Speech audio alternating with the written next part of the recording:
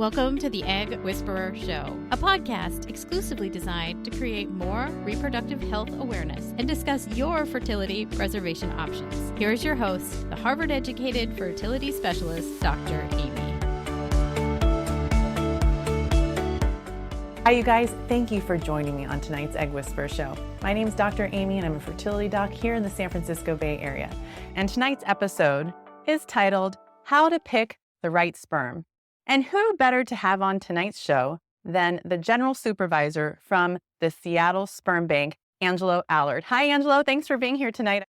Hi, Dr. Amy. It's a pleasure to be here. We're going to have a blast because what you don't know is I've been basically collecting emailed questions from all over the world for the past week. And some of the questions are pretty bizarre. I haven't sent any of them to you because I didn't want you to cancel on me last minute. So I just want you to be prepared. But before I get into the questions, I want to know, how did you get into the sperm business? Sure.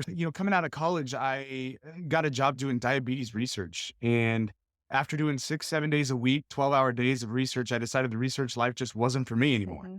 And saw a posting for a sperm bank. And I thought, this is too funny. I have got to check this out. And applied. Actually, when I first came to Seattle Sperm Bank, was just a lab tech here. Yeah. And about a year and a half into it, they gave me the opportunity to run operations and compliance. So I think you have to have a pretty good sense of humor to be in the sperm business and really have to love what you do. Yeah, I would say it is, if not the most important, probably right up there on the resume portfolio requirement for working at a sperm bank. Right. And what does it mean to be a general supervisor? So can you just describe a day in the life of Angelo at Seattle Sperm Bank? Talk to me. Well, we interact with over 40 countries all around the world. So I'm getting emails, voice messages, offline chat messages all through the night. I usually leave the office around 4:30 local time, but from 4:30 until I get here about 7 a.m. every morning, it's just compiling of emails, calls, voicemails, etc. That as soon as I sit at my desk in the morning, it's correspondence. Got it. And after correspondence, when the rest of my staff starts arriving, it's delegation and duties for the day. And then compliance is about 50% of what I do. So all tissue banks are governed by the FDA here in the US. And so it's donor eligibility determination and reviewing risk assessment forms and blood test results. Right. And I usually end my day with special projects that need to get done as we look to continue to improve our donor program. So basically you make sure that you're sending out sparkling sperm to 40 countries. Sparkling. Yes. Sparkling absolutely. clean. I am the ultimate sparkling swim coach. That is awesome. But 40 countries, like 40? Yeah, over about 44 at last. We just did an audit of distribution about a month ago, and it was 44 countries that we sent our donor specimens to. So when I hear that, what I'm thinking is basically if one of my families here in San Ramon uses one of the vials, that potentially there could be a half sibling in another country. Absolutely. And Absolutely. one really cool thing that I love about your bank is how you can connect families with donor siblings. So tell me about that program that you guys have. Yeah, so we started our own in-house sibling registry. We named it SSB Connects, so Seattle Sperm Bank Connects. And anytime that a recipient anywhere in the world reports a birth with us, they then have the opportunity to gain access and a login to our in-house sibling registry that would then place them into the donor group that they were a recipient of. So if you used donor 9999, then you reported a birth for 9999, then you could be in the group for 9999. And do these people hang out together, share pictures? Have there been group meetups? Yeah, actually, every year for the past 3 years, we have hosted an annual picnic where our owner and a few of our staff here get together and send invites out to recipients who have used our donor specimens. And they come to an annual picnic where they're not just meeting half siblings, they're meeting other children that have been used by other donors that they themselves didn't use. But they use SSB Connects and the annual picnic as an opportunity to learn about these things. Yeah, that's really good for families. So I'm really glad that you guys do that. I mean, there's so many reasons why, like Seattle Sperm Bank, anytime a patient comes to me and they're looking for donor vials, I always say, well, you have to look at Seattle Sperm Bank just because they're so nice and they clearly love what they do and they're really, really good at it. And I think customer service is so important. When you're going through something like a fertility struggle or you're trying to find the right sperm donor, when you pick up the phone, you want someone on the other end of the line to be really friendly and willing to help you. And I just want to say thank you for just being so kind and wonderful to all my patients over all these years. How long has Seattle Sperm Bank been around? Tell me a little bit about the history of the sperm bank. Yeah, so we opened doors in 2008. And we began collecting donor specimens, had to wait well into 2009 until we had specimens released from quarantine and ready for purchase and distribution. And when we first began, most of our distribution was actually international. The domestic market share was really well captured by other sperm banks in the US. And so we used the opportunity to gain some revenue and some growth by shipping specimens internationally. And as we had more resources, then we began investing into the domestic market share. And we're really happy to see now that we have been able to distribute to over 600 clinics here in the US. And most of your donors, I'm assuming they live in the Seattle area.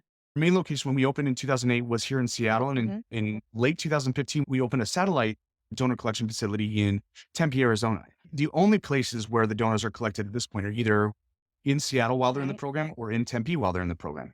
And so how do you recruit donors? How do you find donors for your sperm bank? The university ads are the number one. Advertising on the university newspaper or online periodical or classifieds, that's number one. Okay. About 60% of the population is a student, either undergraduate, graduate, physician, et cetera. And other recruiting efforts are paid Facebook ads, paid Google ads, the light rail, the tram. And it must be maybe where I'm on Facebook that I don't see these ads, but what does an ad say? I'm just curious. Do you love yourself and think you're the awesomest genetic specimen ever and want to donate sperm? What do you guys, how do you recruit the donors? Spread your genes everywhere around the world. Like Genghis Khan. No, it's a paid Google ad or a paid Facebook ad would be something along the lines of our mission statement, how we want to help families all around the world have happy, healthy children. So true. And do you want to be a part of it? Right. And then how much does a donor get paid typically? I mean, that's honestly like one of the most common questions that people ask me. There's different restrictions based on compensation for all around the world, but in the US, the donors are going to make around $70 to $100 per donation. Okay. And then how often can a guy even come in to donate? Every 48 hours if their quality allows for it. The sperm cells will be ready and provide quality specimens for some guys every 48 hours. And for other guys, it's every 72 to 96. Nice. What is that quality threshold? Like, what does it take to be a sperm donor from a count standpoint? The first bottleneck, the first filter that the potential donors applicants go through is just initial semen analysis. Got it. How potent is the specimen itself? And 90% of the potential donor applicants at that point are screened out. There's only 10% of the guys that even come through the door have enough sperm cells, a high enough concentration motility to go through our washing process, freezing process, thawing process, and survive to the point where it'd be ready for distribution. Nice. And then I'm assuming it's not just that, it's also they have to go through the psych evaluation. They have to do a genetic screen. There's more to it. Yeah. So like you said, 90% of the guys are gone right away. So of the 10% that are left, we then begin screening for family medical history, psych evaluation, genetic testing, physical exam, infectious disease screening. They meet with a master's in social work and get counseled so that they fully understand the implications of being a donor and what it means that you could be contacted 18 years later. The amount of screening these guys go through, I wouldn't put myself through it, but it's a lot. And you guys have a pretty good relationship with your donors. So if people have questions for them down the road, like I just sent you a question the other day, you actually said to me, let me ask him and I'll get back to you. So I think that's really a special connection. If you treat people well, your donors, they're going to be willing to still be contacted. And if you ever have questions, you can reach out to them. And to us, the donors are as important, or if not more important than our clients, because our donors just aren't the product. They're the lifeline. They're the heart of this business. So I just want to go to my questions now. And I want to start off with a question about what I'll call the sperm alphabet soup. You hear all these names thrown out, IUI, ART, ICI, washed, unwashed. I mean, can you break that down for me? What does that all mean? Our nomenclature that we chosen to use, like for IUI, ICI, IUI, ART, et cetera, the nomenclature we've chosen to use for the IUI, for example, is that it's a washed specimen. It's ready for interuterine insemination. Right. Turkey baster people, for those of you who don't know. Okay. So we've chosen to use that nomenclature because clinics all around, that's the nomenclature they use. So when they tell their patients, say, you're going to have an IUI treatment, go get an IUI vial. Got it. If they say, go get a wash vial, we find that there's a lot more questions. What does wash mean? And so ART means assisted reproductive technologies. What we're saying there is that this is still a wash specimen, but the cell count in this specimen is a little bit lower than the standard, or what would be considered industry standard at 10 million per milliliter or 20 million per milliliter. In that case, we're saying there's less concentration here. You could use this for treatments like IVF or ICSI. And so what I've done before, if let's say someone really likes a donor, and let's say they only have ART vials, you can actually combine them together to do one IUI potentially even. Yep. Pellet them out and Yeah. resuspend them, and there you go. Right. Exactly. So the other question that I have is you mentioned washed versus unwashed. Can someone get any of these vials for home use? Absolutely. Yeah. And the only thing that we require for home use, if we're going to be delivering directly to your home and Mhm. not to a clinic address, is require that a physician or licensed medical practitioner sign off on a release form to allow you to receive the specimens to your home address. Got it. So a licensed medical practitioner could be a nurse midwife, a nurse practitioner, a PA, your OBGYN, your primary care doctor, just basically Mm. anyone who's saying, yes, you're medically cleared to do this at home. Absolutely. Because with any Right. pregnancy, even with the amount of screening that we do with any Right. pregnancy, there's risk. And so when they do it at home, do you provide them a special kit in case they want to get higher up, like beyond the vagina? Or is that something, Yeah. and I just said vagina, and You did that make you uncomfortable? Because I know you're so used to no. sperm and penis talk. No, it's okay. You're not blushing quite yet, but you'll get Not used yet. to me. I'm sure there's more questions that might make me blush here in a Oh, there minute. are. You just Uh, wait. so no, we do not provide a catheter or speculum for anything past the cervix. We Got do it. provide a needleless syringe for cervical insemination. Got it. So you just leave that up to the medical professional. Makes total Yep. sense.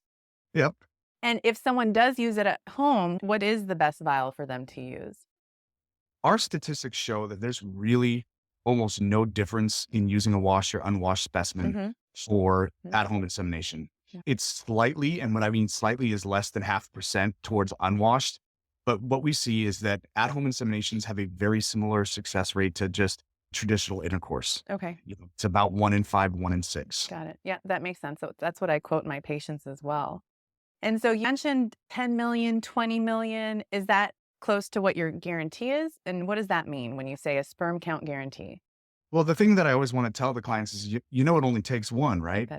Well, I tell them it Oh, takes gosh. one egg, but 40 million sperm, but that's okay. Industry standard at this point in time all around the world is that the IUI specimens should have 10 million motile cells in total. Okay. And most IUI washed specimens are going to have 0.5 milliliters of volume. Okay. That's just what's normal for That's the not that catheter. It's very little volume. What we then do is we set the concentration to 20 million per milliliter, and thus in 0.5 milliliter of volume, you get 10 million motile cells. Mm-hmm. That's what we are going to set as our standard or guarantee for our standard IUI specimens. Okay. And then for the unwashed specimens, since typically the only other use besides at home insemination for unwashed specimens is for it to be sent to the clinic or to the lab for them to wash it. So Yeah. the standard for that then is actually a little bit higher. There's going to be at least 15 million motile cells because they're going to try and wash it for other treatment use. And you want to make sure there's enough cells there still to use. Mm-hmm. And then what are they washing when you're saying they're washing it? They're washing away seminal fluid. They're Mhm. washing away, if they're using a density gradient, you can wash away things like dead cells, round cells, Right. blood cells, and any other particulates So or basically, they're aggregations. getting it sparkling clean before it goes into the uterus. And there's that sparkling There stuff. you go. And then the reason why it's 0.5 mils of volume is because the uterus is a muscle, and it's just not nice to push a large volume of fluid into someone's uterus because Yep. that can really hurt. Absolutely. What kind of things do you guys use to clean or wash the sperm? What's the media that you use?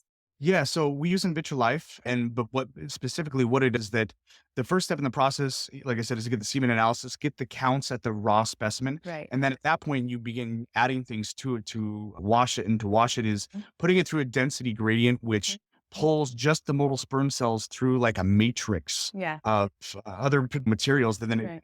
pellets down at the bottom. And after it pellets, you can then resuspend in what's called a wash media. Got it. And then at that point, the wash media's goal is to get rid of all the density gradient media that is still Right. remaining after that separation. And then you dilute it down to the right concentrations. Mhm. And you lost me at matrix, but that's okay. So tell me about how you freeze it. You must have like tanks that are like, I don't know, taller than I am, and I'm pretty tall.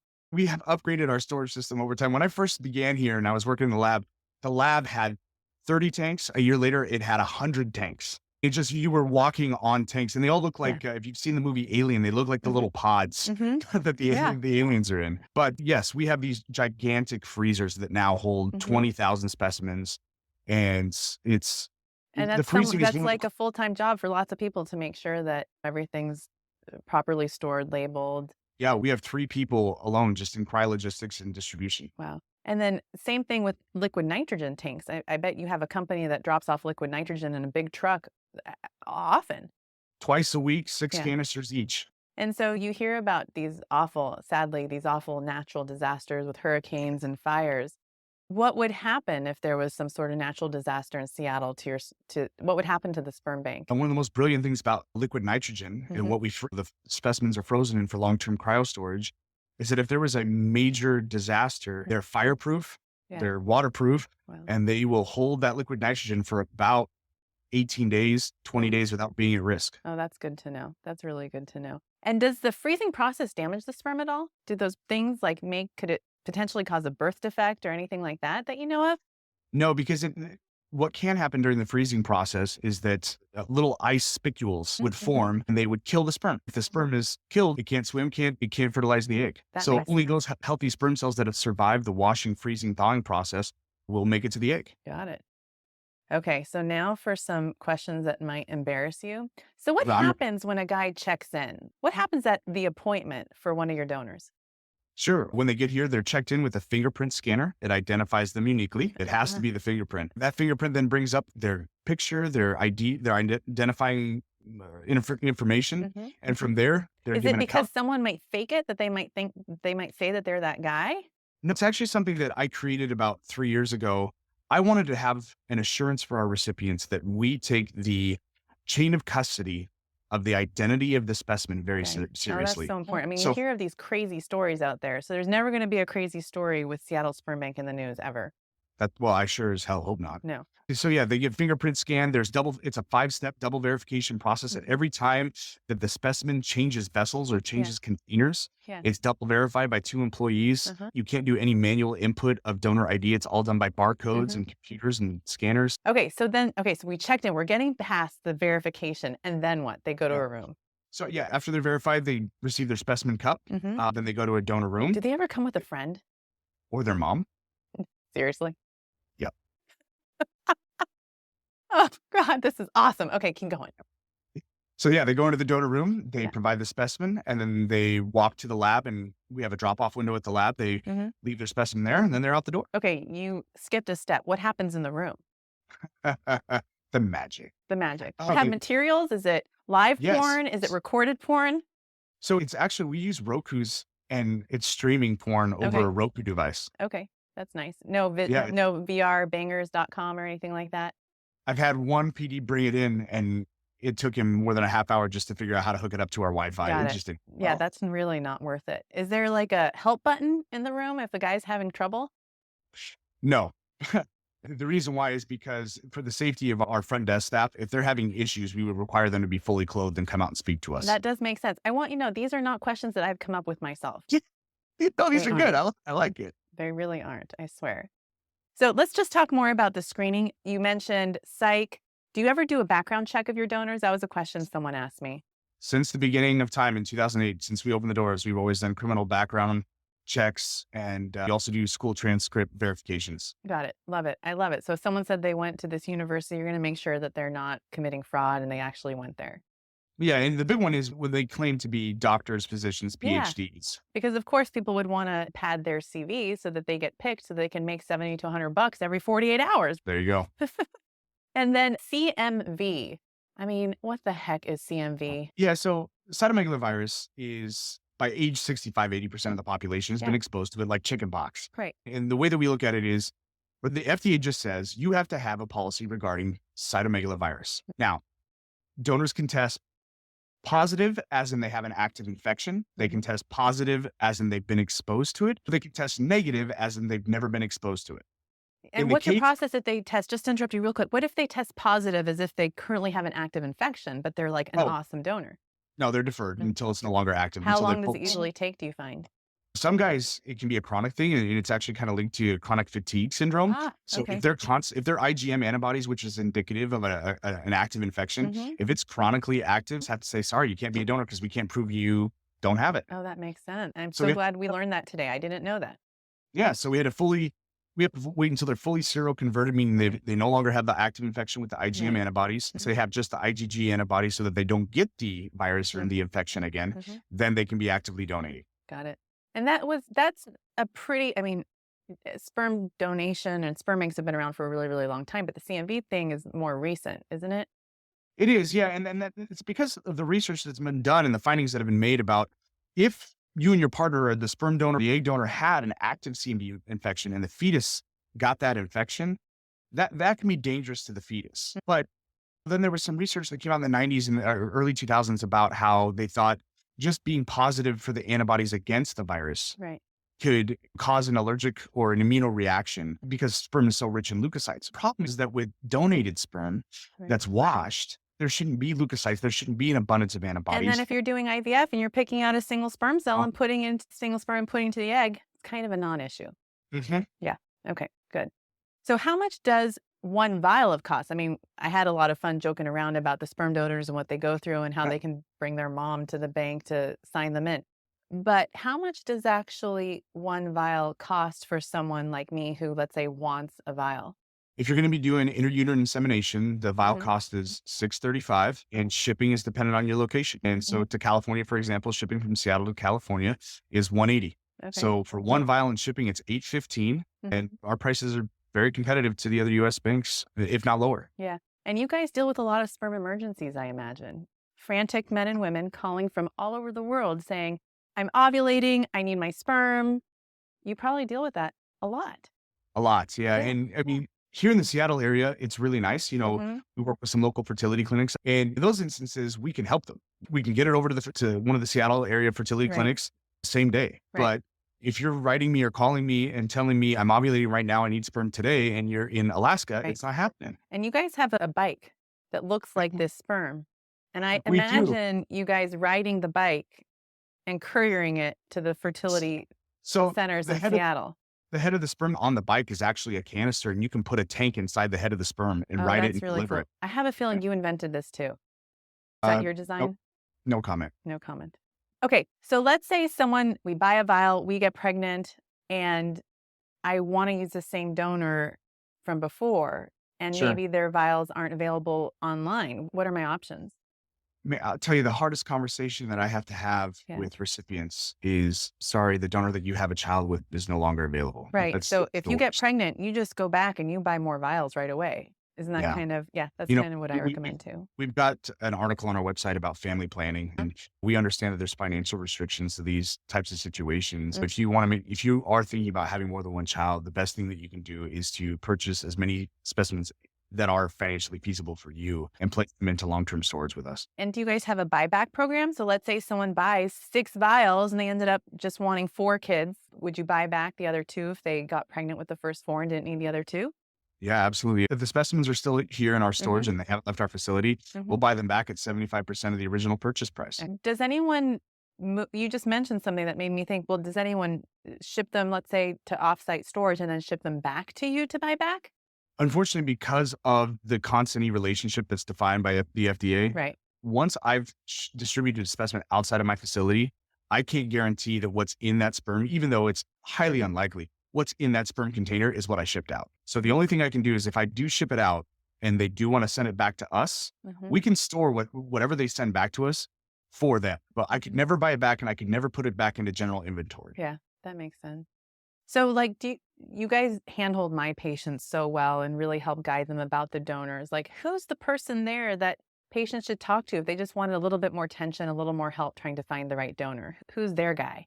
Oh man, it's a good question. I mean, I do all the audio interviews for the donors, so I know them really well, but I also oversee and manage our client service team, and they're all terrific, and they know the donors very well, very well. So basically, if someone calls up and says, I'm looking for this donor, I went to your website, can you help me sort through which of my top 6 I should really be looking at? Any one of your employees would be able to help them.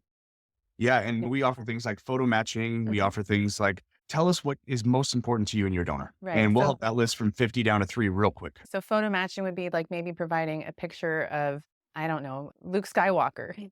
There you go. But I got one today for David Beckham. There you go. It's like, David Beckham's not a sperm donor, honey. He's just not. And I think that's all my questions. But I really appreciate you just being ready for anything that I had to throw at you. And I heard a rumor that you're also not just a general supervisor of Seattle Sperm Bank, but you're actually also a singer. Tell me about the group that you sing with.